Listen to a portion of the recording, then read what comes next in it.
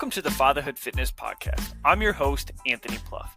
Each week, we will cover various topics that dads struggle with in their fitness journey. I'll give you actionable steps that you can apply right away, not only to take back control of your own health, but so you're able to be a better example for your kids too. So this past week was kind of a tough one. We wrapped up the new year, had the holidays, but my uncle and my wife's aunt both actually passed away on the same day. Both of them had been struggling with some health complications for a while now. My uncle actually had frontal lobe dementia, and my wife's aunt had cancer, and so they both just coincidentally passed away the day before New Year's Eve. And so kind of a tough way to end the year. And so we're obviously going to just spend some time with family over Christmas, and going to be spending some more time with them as well, under a little bit different circumstances. But it got me kind of reminiscing a little bit, because my uncle was somebody I was pretty close to growing up. My cousin is the same age as me, and we were pretty much like brothers growing up. We spent a lot of time at each other's houses. He stayed at my house a ton and things like that. And so got to know them really well. And obviously, with my uncle kind of struggling with dementia the past few years, or it was, and we're not necessarily sure what the cause was. He was a firefighter. And so could have been some complications with that. Could have been some other things going on. It's really kind of hard to say with some of those things. But so over the past several years now, he hasn't quite been the same. He's been in assisted living and stuff. And so I'm not saying that that was an easier way to like see him pass, because I know he's no longer suffering. But we've been kind of preparing for it for quite a while now. And same thing with my wife's aunt. She had a form of cancer, and so it's been something she's been struggling with for a while, going through treatment and stuff. And I know that's been really hard. And again, not saying those deaths are any easier, because it's still once it's final, it's still you're still losing somebody. But I think it does have a little bit more closure there, and it gives you some time to kind of spend with them a little bit when you know that the end is near. But over the past, I don't know, few days, I've really been just kind of looking back on some things. When I was in high school, my cousin and I went with my aunt and uncle to Mexico. I was fortunate to be able to go with them a couple times there. We went to a resort there. I worked when I worked to save up money to be able to go with them. And so that was a lot of fun to be able to have that experience, go out of the country. I'm not sure everybody gets to do that. And so I know that was a great memory for me. And we ended up getting to go twice, once after my freshman year of high school, and the other time was after my junior year in high school. And so those are, and then I actually took my wife there to the same resort on our honeymoon. And so those are some memories in that I'll always treasure, just getting to do that. And I know how fortunate I was to be able to do that. And one of the things that really always stuck out with me is kind of bringing it back here to kind of taking care of yourself, your health and everything. Is we were looking at old pictures, and I found this one of my cousin and my uncle and myself, and we're all standing there with our shirts off. And obviously I was quite a bit younger at the time, but we were all in pretty good shape. And one of the things my cousin and I always joked about is they had hamburguesas con queso y papas fritas, so cheeseburgers and fries at this 24-hour snack bar. And my cousin and I would go, and we'd get like 2 hamburgers every single day. And then obviously you have like the all-you-can-eat buffets for lunch and stuff like that. So we were just constantly eating all the time. And I remember one of the craziest things is that when I got back home, I remember I stood on the scale and I had actually lost weight.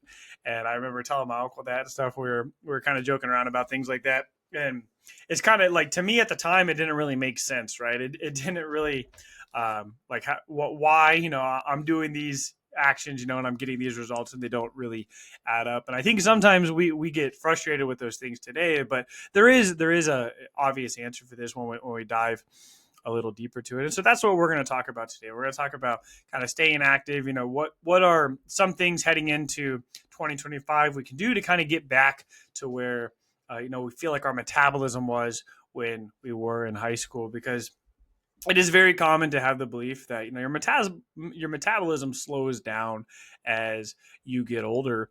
And although the research does show that yes, your metabolism does slow as you age, the change is actually very small. And so up until you get past 50, 60, 70, it's really not going down that much. And even then, it's very small, and it's something that you can actually make up for in the amount of activity you're doing. And so when we look back, maybe who you were in high school or maybe even college, if you were an athlete, um, there's a good chance that you were much more active than you are now, right? When you're a kid, you're outside, you're running around, you're playing all the time.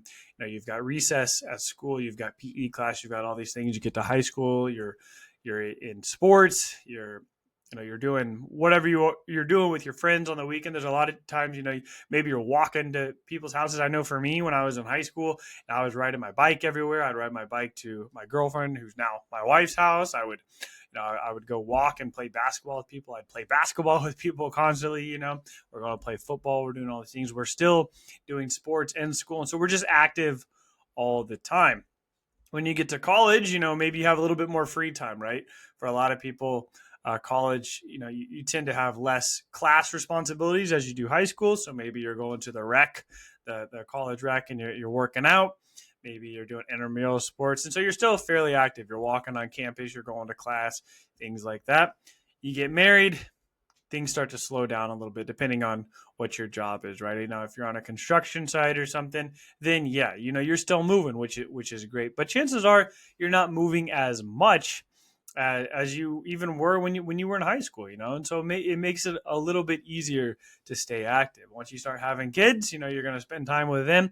Once you get home, you don't have that luxury to just go to the gym whenever you want. You don't have that luxury to just go play basketball and not worry about any of your responsibilities, right? You're a dad first, and so you got to take care of that.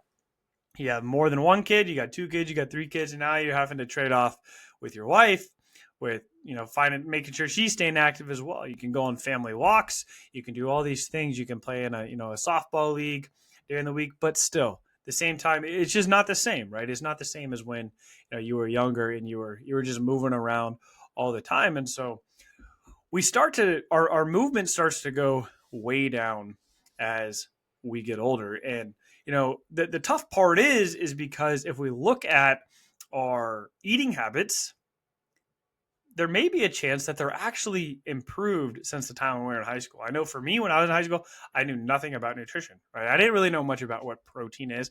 I didn't really know much about, what a healthy fat was or anything like that. Calories, obviously, you would see them on the back of the food you're eating, but we didn't really have a concept of those, right? I remember thinking, the only thing I need to worry about is fat. And so I'd read like a Gatorade and they'd be like, it has 0 fat. And I'm like, awesome, I can have like 4 of these, right? But now we know that it still has calories, and the more calories we're eating, the more we're going to have to move to balance that out if we don't want to gain weight. And so part of the knowledge, part of the battle is having the knowledge in order, to kind of head in the right direction.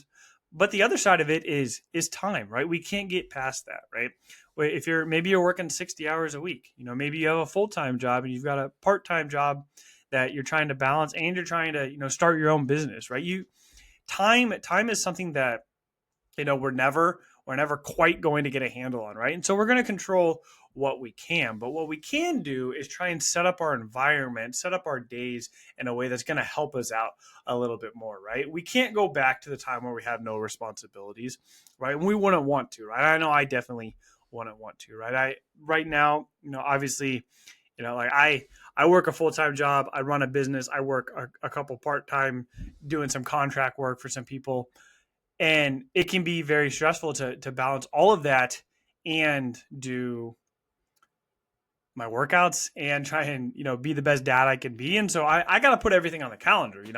I've talked, well, I won't go too deep into it today, but I've talked extensively in previous episodes about how I schedule my weeks. And so I'm putting everything on the calendar, getting that all in there. And then once I get all those things scheduled, I get my kids' events scheduled, I get my wife's events scheduled, I get my work events scheduled, I get the things done that I need to for other people. Then I'm trying to figure out, can I relax a little bit before bed, right? Because you don't want to be, burning the candle at both ends, right? You don't want to be getting up early and staying up late and then not taking care of your sleep. Right? That's a recipe for disaster. And so as we head into the new year here, let's see if we can just make it a little bit easier for you to just move a little bit more, right? You're like I said, you're not going to be able to go back to a time where you're able to just go play on a soccer team, or you're able to you know go pick up basketball a few times a week. And maybe your schedule does allow some of those things, but chances are it's not going to be as much as it was you know 20, 30, possibly 40 years ago, right? And so we got to find what's going to work best for you now. Sometimes what happens, especially with the dads that I work with one-on-one, is they have this ideal in their mind of where they want to get back to. They want to get back to their high school weight. They want to get back to how they felt 30 years ago. And it may sound rough, but that person's gone, right? That person is gone 30 years ago. That person didn't have kids. That person didn't have the responsibilities that you have today. And so instead of trying to figure out how can we get back there, how can we make the best of you right now, right? So back to that story in Mexico. So we were my cousin and I, we were eating multiple cheeseburgers a day plus 3 meals. I came back, I weighed less than I did before, but what that doesn't show is all I talked about there was the food. What you didn't know is that now I didn't have a Fitbit at the time. I didn't have an Apple Watch. And so I guarantee you I was walking, 20,000 plus steps easily every single day, maybe even more. We were always walking everywhere we went. We were walking on the beach. We were walking to our villa, our hotel there. We're walking to lunch. We're walking to dinner. We're walking to breakfast. We're walking to the snack station. We're doing all these things. We're out in the sun. They have like volleyball nets. We're playing volleyball. There's a basketball court. We were playing basketball. There's a soccer field as well. We were playing soccer. There's bikes you can ride. And so we were just constantly moving all day, every day. And although we were young, we were both involved in sports. We were probably moving more then than we were when we were back at home in our normal routines. And yes, we were eating a lot of food and we were probably eating more than we normally did, but we were also moving more than we normally did, right? And so some of these things balance out, right? Now, it is a much easier and a much more sustainable approach when you're trying to lose weight to cut back on calories rather than just increase activity all the time, right? Because eventually that you're going to run out of time, right? Like we talked about, you're not going to have enough time to, maybe do a HIIT workout, maybe do a strength training workout, maybe just do, a low, steady state cardio workout, right? You may not have time to go ride the bike miles and miles each day, right? And so if we can cut back on your calories, which you're doing every single day, you're eating multiple times each day. If we can focus on nutrition first and then focus on the activity, that's going to be very helpful in helping you make progress. And so this year, instead of just trying to do it all at once, just focus on one of these things, right? If you've already been focusing on nutrition, you feel like you've kind of hit the end range there. Let's look at your activity, right? Invest in an Apple Watch, invest in a Fitbit. You can even get a cheaper pedometer if you have an iPhone. I think Android does too. I don't have an Android. I have an iPhone. The Apple phone will track your steps as long as it's in your pocket, as long as it's on you. It's going to be tracking your steps. And so look at your average steps. If you're hitting 4,000 steps a day, let's make January's goal 6,000 steps. If you're hitting 6,000 steps already, let's make it 7,500, 8,000 steps. If you're already hitting like 12,000 steps a day, can we make that 15, right? The reason we're doing it so small is because it's not going to add a ton right now, right? I've talked before about when we're trying to grow, we don't want to necessarily just leave our comfort zone altogether, because eventually we're going to get overwhelmed. We're going to just kind of shut down and start back from square one. And so how can we just extend it a little bit? Keeping one foot in the comfort zone the entire time, we're just continually expanding the comfort zone. So if you're at 6,000 steps a day, this week, let's hit 7. If you're at 12,000 steps a day, this week, let's hit 13. It's not a huge difference compared to if you're at 4,000 steps a day right now, trying to get to 10,000 steps. You're literally doubling what you're doing, right? So that's, for some people, that can be very motivating, right? For others, though, it can lead to burnout very quickly. And so as you're setting goals this year, keep that in mind, right? Motivation is gonna fade, right? Your today's January 1 as I'm recording this. Your motivation is probably very high. New year, new you, right? That's awesome. I have the same thing. I have things that I want to change this year. I have goals that I want to accomplish, but I know right now my goals are my motivation is super high. And so once that starts to wane, that's when I really have to start to reevaluate things. And there's nothing wrong with that. There's absolutely nothing wrong with setting goals today, figuring out where you want to be, 6 months, a year from now. And then in a month, after you've had some time to figure out, is this going to work? Is this sustainable with my schedule right now? Do I need to tweak anything? And that is actually a great strategy. When I sign clients up, what we do those first couple of weeks, I always tell them, we're just feeling it out. You're gonna test out your workouts. You're gonna test out your nutrition. You're gonna test out all these things. Figure out what you feel like you can do, what you can kind of sustain, and then we're gonna adjust it from there. Right? When you start your New Year's resolutions, or maybe you're starting a new program, with a coach, you're very motivated right away, right? And so you have all these big goals, but then life's going to happen. Your kids' events come up. They're probably not in school right now, so maybe in this next week, the next week or two, they're going to go back to school after Christmas. Then all of a sudden they have a Thanksgiving, or not a Thanksgiving, a spring break, and then we have summer coming up after that. And so we have all these things coming up, and we have to take that into account when it comes to setting our goals, because it's not just about us, right? This affects your kids, this affects your wife, this affects your entire family. So yes, right now you may be able to work out every single day because you are motivated. But what happens when that wanes? What happens when your wife all of a sudden wants to join the gym with you, and now you both have to figure out, well, what are we going to do with the kids, right? Or maybe she wants to work out at different times, and you got to schedule a time for her to go to the gym in the morning or after work or something. And so we have to take this all into account. So just because you set goals right now does not mean you can't adjust these later on, right? Actually, I encourage you to do so, right? You don't, sometimes I know for me, I get really stubborn. I set a goal and I'm like, okay, I set this goal and now I'm not meeting it. Then I get frustrated and then I'm not doing anything about it. But that was the old mindset, right? The new mindset is, we're going to set these goals with high intention here to accomplish it. We're going to understand that life happens. Kids' events are going to happen. They're going to get sick. You're going to get sick. Your wife's going to get sick. And once we have all that data, once we realize like, hey, this is sustainable, this isn't, then we can adjust our goals accordingly moving forward. But if we only set goals from the mindset when we're super highly motivated, then there's a good chance that you're not going to be able to stick with those, because there's most days, to be honest, you're not going to be motivated, right? You're going to wake up in the morning. It's going to be cold. It's going to be dark. It might be raining. It might be snowing. I just got a notification on the computer as I was recording this that we're supposed to get 10 inches of snow on Sunday. If I say I'm going to wake up Monday morning and go for a run, but I wake up and there's 10 inches of snow outside, do I have that motivation to continue to run? Maybe. But it's probably much more realistic if you tell yourself like, hey, I'm going to run 3 days a week. And so if Monday you come up and you're like, hey, something's going on. I got a meeting. There's a blizzard outside.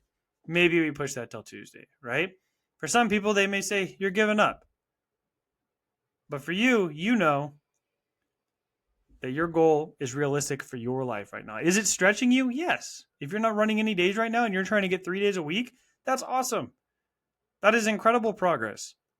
You don't have to work out every single day to have, that mentality that you're not going to give up, right? You don't have to just dive in. There's a lot of people, and I won't name names, but there's a lot of people I follow. There's a lot of people that I respect who, have this mentality where, they never miss workouts. They never do any, they do what they say they're going to do, which I think is very important. Don't get me wrong on that one. That is something, if you've been listening for a while, I preach about all the time. Keep the promises you make to yourself. But what I will say is that individuals who typically work out twice a day, who never miss a workout day, who are, what's the word I'm looking for here, are maybe a little too obsessed. I'll say it that way. A lot of times they don't have families, or if they do, maybe they're having some issues that you don't know about. I know somebody I know who probably one of the most dedicated people I know to fitness, but they've also put it over their family. They've also been had marital issues multiple times because of their mentality, because of their mindset, because of the way they view certain things, and it's caused issues in their life. And so that's not what I want for you. I want you to make sure when you're setting goals this year is that it's not only going to improve your life, but it's going to improve your family's life too. If you're setting goals to work out every single day and you never allow your wife to work out, if you never, you're missing your kids' events, you're not having meals with them during the day, then is getting in shape at all cost really worth it? I would say probably not then, right? Maybe you can only, with your schedule right now, you are working multiple jobs, you can only work out twice a week. That's okay. That's okay. We'll work from there. You have to be honest with yourself right now, right? And so find a little bit more time to move, right? When we look back, kind of taking it back to the beginning of the episode here, one of the most important things when you were young, when you were a kid, when you felt like your metabolism was much quicker, was that you were just moving more. You were being active. And so maybe that's your goal. Maybe your goal is to just be a little bit more active this year. Your goal is to, find ways that you can, get more steps in. I know a lot of people I know have the walking pads. They have standing desks and walking pads. I don't personally have a walking pad. I have a treadmill in the garage. I can bring my computer out there if I want to, but I have an exercise bike in my office. And so sometimes I'll sit on that when I'm on like a Zoom call or something like that. But those are great ways, right? Find ways to be more active, right? Maybe that means going on a walk with your family every single week. Put that on your calendar. My goal is to go for a walk 1 or 2 nights a week every single week with my family, right? And so that's very doable, right? Maybe your goal is to do a quick workout when you're watching Netflix or something. That's a great goal. That's I've been watching a show on Netflix. Just got taken off on New Year's Eve, so I gotta find another way to watch it. But I've been doing that when I've been watching those episodes when I work out, and because sometimes even for me, sometimes I'm not really looking forward to working out, but I'm like, hey, you know, I can get my workout in today. I can get done what I need to, what I said I'm going to get done, and then I can watch a show while I'm doing it. So maybe that's your rule. Maybe you set a rule for yourself is that every time you do cardio, every time you're on the treadmill, you can watch a certain show. That's when you watch the show. That's the only time you watch the show. And so that works for me. There's one show I watch. I only watch it when I'm doing intervals on the treadmill, and so it's literally the only time I ever watch the show. And so for me, that kind of gets me excited. That kind of gets me motivated there. And other times I'll listen to audiobooks, I'll listen to music and things like that. But if you're trying to balance, how can I still keep up on this? Maybe it's you're a big basketball fan or something, college basketball or something. Maybe that's when you do your workouts, right? Instead of just sitting on the couch, maybe do some mobility work, maybe get your workout in there. And so when you're setting your goals, keep all these things in mind. Make it a little easier on yourself, right? If your goal is to hit 10,000 steps a day right now, how can we hit 10,000 steps a day each day without adding too much to your life, right? So when we take into consideration, like, you probably don't want to spend more time away from your family. So going on an hour and a half walk by yourself every single day, probably not the way to do it, right? But can you bring them on the walk with you, right? Can you take your kids to the park? Can you shoot hoops with your son, right? If you're trying to, find time to balance, watching a sporting event and spending time with your wife and still exercising, could you guys work out together during a sporting event? And so a lot of these things, like, we can combine together. And if we can combine things, maybe with something that we're not super excited for with something that we really enjoy doing, it can make the thing that you're not super excited for, in this case, maybe it's exercising, it can make it a little bit more bearable, and you can make it much more consistent. Now you find yourself like, hey, I get to watch, my favorite show on Netflix each night, But while I'm watching it, I'm also, walking on the treadmill, or I'm also riding my bike in the living room or something like that. And so find ways to reach your goals.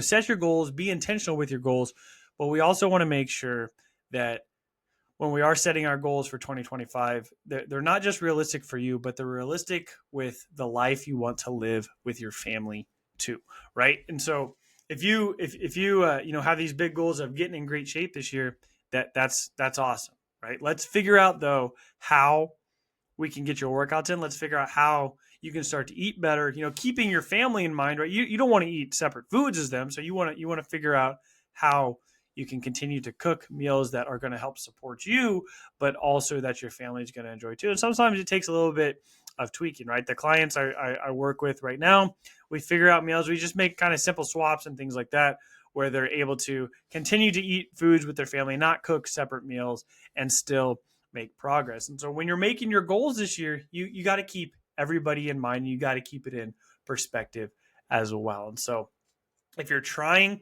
to move a little bit more this year, if you're thinking back, if you're kind of reminiscing, like I've been lately, and thinking, man, it sure was easier, to stay in shape, years ago. And to be honest, it was so much easier to stay in shape when we were younger. We had less responsibilities. We had more time to be active, and now our lives are different. It's not better, it's not worse. It is what it is, right? And we're going to make the best of this situation. But when you're trying to move more this year, when you're trying to reach your goals this year, keep that in mind. You have, your life is different right now. Your life is better right now. You have kids in your life. That's there's really nothing that's better than being a dad. It's the greatest responsibility in the world. And so when maybe you're a little bit sad because you want to get back to your high school weight, and maybe that is your goal. That's okay. You can have that goal as well, right? I know that's very common, but if you don't get there and you want to work towards another goal too, that's great too. You don't have to be at that same weight. You can be happy, you can be healthy, you can feel good at multiple different weights, right? We got to get you to a healthy weight for you, something you can stick to. And that's gonna kind of go back to what we were talking about, where we got to figure out how to get you moving more this year. And so find something that you enjoy, find something that you can stick to around your work schedule and your family schedule and your kids' schedule, and then do that consistently. That concludes this episode of the Fatherhood Fitness Podcast. Thank you for those of you who took time out of your busy schedules to listen. If you have any questions or comments or an idea for a topic for a future episode, please feel free to reach out, and I'd love to hear from you.